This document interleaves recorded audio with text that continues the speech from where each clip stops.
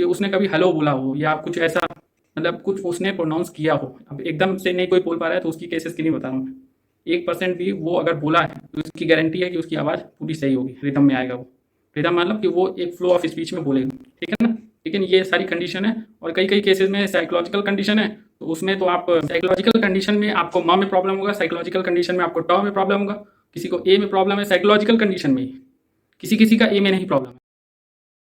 Hi friend, my name is doctor from doctor homeo clinic Prayagraj Uttar प्रदेश।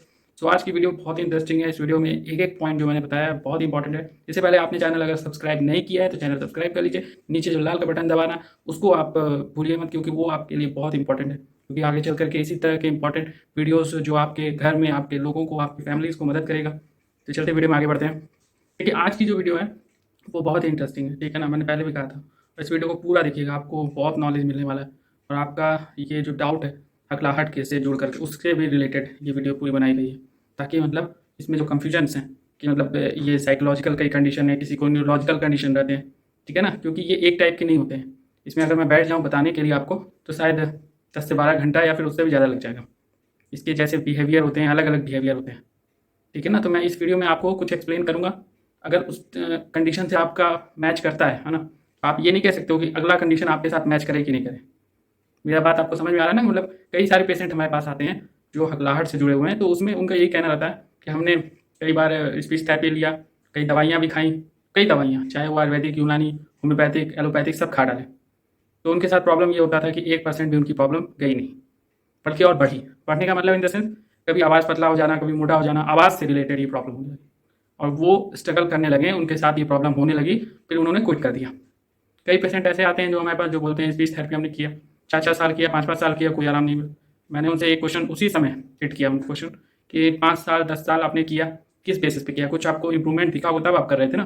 तो यही उनका ये कहना था, नहीं स्पीच थेरेपी हम करते थे तो मतलब जहाँ होता था, मैं XYZ कोई भी किसी का नाम नहीं ले रहा हूँ, ठीक है ना। तो उनका ये कहना था कि आप करिए, आराम मिलेगा, आराम मिलेगा, आराम मिलेगा, और उनको आराम भी नहीं था और वो करते रहे। ये चीज़ मुझे समझ नहीं। फिर मैं आगे बढ़ा तो वो यही कहना था। तो देखिए मैं ये बताता हूँ, यहाँ पर जो ट्रीटमेंट होती है वो फ्री ट्रीटमेंट होती है, फ्री। इसमें आपको ये जो डाउट रहता है कि यहाँ फ्री ट्रीटमेंट, और ये फ्री ट्रीटमेंट होता है, इसमें कोई मतलब 1% भी डाउट नहीं होना चाहिए, ठीक है ना। प्लस मैं आपको बताता हूँ जिसकी आवाज़, जैसे कि कुछ बच्चे होते हैं जो थोड़ा बहुत बोल लेते हैं, जैसे माँ ट, उनका आवाज़ एक रिदम में लाने की गारंटी यहाँ पर है। जैसे वो हल्का फुल्का बात कर पा रहे हैं, जैसे उनका मतलब म में अटक जाता है, या फिर मतलब वर्ड से और सेंटेंस से कोई मतलब नहीं, ये साइकोलॉजिकल कंडीशन।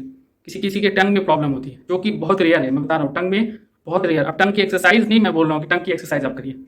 एक्सरसाइज वाले केसेस में वो पता चलता है जब बंदे को या फिर कोई भी पेशेंट को फेस टू फेस आदमी मिल रहा है, या फिर जो काउंसलिंग हो रही है उसके अकॉर्डिंग।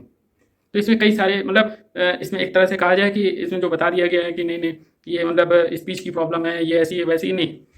इसमें आपको साइकोलॉजिकल प्रॉब्लम मतलब मेजोरिटी में आपको दिखने को मिलेगा, ठीक है ना। मेजोरिटी मतलब साइकोलॉजिकल कंडीशन में आपको म में प्रॉब्लम होगा, साइकोलॉजिकल कंडीशन में आपको ट में प्रॉब्लम होगा, किसी को ए में प्रॉब्लम है साइकोलॉजिकल कंडीशन में ही, किसी किसी का ए में नहीं प्रॉब्लम है, ठीक है ना। तो इसमें वर्ड या सेंटेंस से कोई मतलब ही नहीं है, ये साइकोलॉजिकल कंडीशन। दूसरी बात मैं आपको बता दूं कि जिन पेशेंट के घरों में या फिर जिन पेशेंट के मतलब आसपास भी कोई ऐसा है, कोई बंदा जिसको ये परेशानी है, ठीक है ना, तो उनको आप जा करके बता सकते हो। लेकिन ये मत आप ये सोचो कि नहीं मतलब वहाँ पर हम गए तो आपका मतलब ये प्रॉब्लम जो रहेगा ये तुरंत आपका हो जाएगा, थोड़ा सा टाइम लगता है। आप व्हाट्सअप पर, ये जो यहाँ व्हाट्सअप मैसेज आ रहा है, यहाँ पर नंबर आ रहा है व्हाट्सअप का, यहाँ आप करिए, थोड़ा देर वेट करिए। नंबर मैं आपको दोबारा बोल देता हूँ, 9795789458, ये मेरा व्हाट्सअप नंबर है, ठीक है ना। दूसरी बात है कि सारी कंडीशन बतानी पड़ेगी। आवाज़ आपका 5% 6% होना चाहिए। जैसे कि आपने किसी पेशेंट का, मैं जैसे बात करने पर पता चलता है कि उसने कभी हेलो बोला हो या कुछ ऐसा, मतलब कुछ उसने प्रोनाउंस किया हो। अब एकदम से नहीं कोई बोल पा रहा है तो उसकी केसेस की नहीं बता रहा हूँ मैं। 1% भी वो अगर बोला है तो इसकी गारंटी है कि उसकी आवाज़ पूरी सही होगी, रिदम में आएगा वो।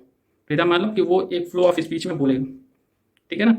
लेकिन ये सारी कंडीशन है, और कई कई केसेस में साइकोलॉजिकल कंडीशन है, तो उसमें तो आप सारे कंडीशन बताओगे, क्योंकि ये बहुत रिस्की होता है। क्योंकि ये पूरी तरह से माइंड की प्रॉब्लम है, माइंड की problem in the sense emotional disorder. किसी को इमोशनल डिसऑर्डर मतलब आपको ये साइकोलॉजिकल से ही जुड़ा रहेगा, ठीक है ना।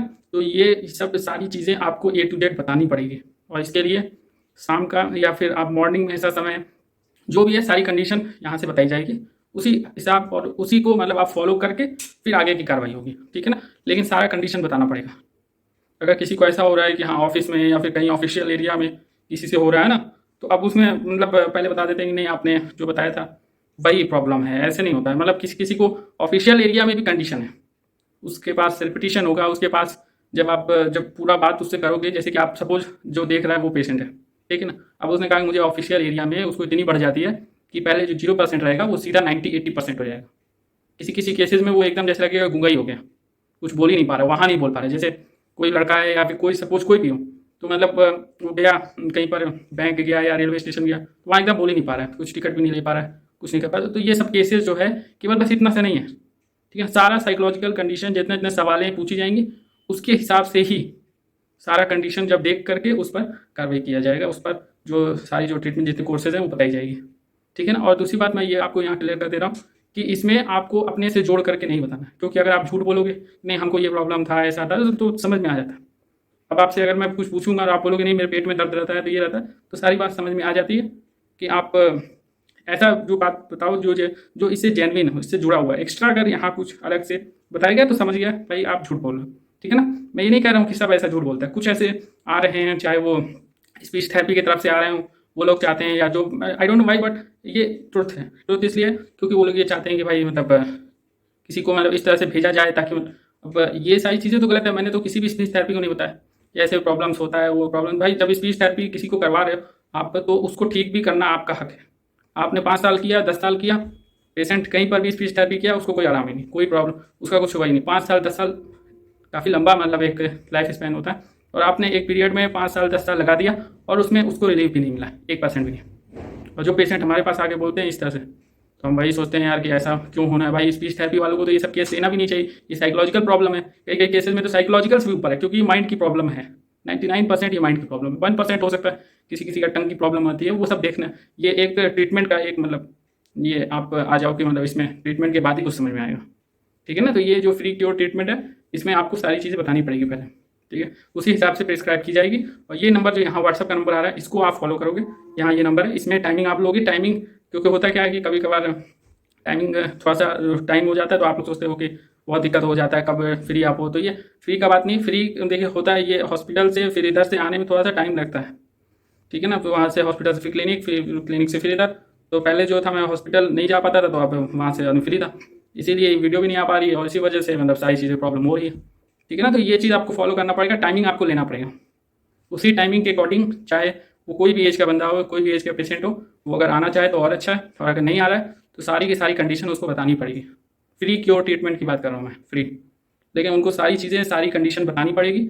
अगर वो नहीं बता पाते हैं तो मैं कुछ नहीं कर सकता हूँ। फिर अगर वो बोलते हैं कि नहीं मेरी हेल्प नहीं हो पा रही है, मैं कुछ मदद नहीं कर पाता हूँ, या फिर आप कुछ बोलते हो कुछ करते हो, ऐसा किसी ने कहा नहीं है। लेकिन कोई अगर कहता है इस तरह से कि नहीं व्हाट्सअप का रिप्लाई मैसेजेस ज़्यादा आते हैं, तो कभी कभी डिले हो जाता है, लेकिन पूरी कोशिश की जाती है सबकी हेल्प करने की, ज़्यादा से ज़्यादा हेल्प करने की जाती है, ठीक है ना। तो happy Diwali all of you, और इस वीडियो को यहीं खत्म करते हैं, मिलते हैं अगले वीडियो में, तब तक के लिए नमस्कार।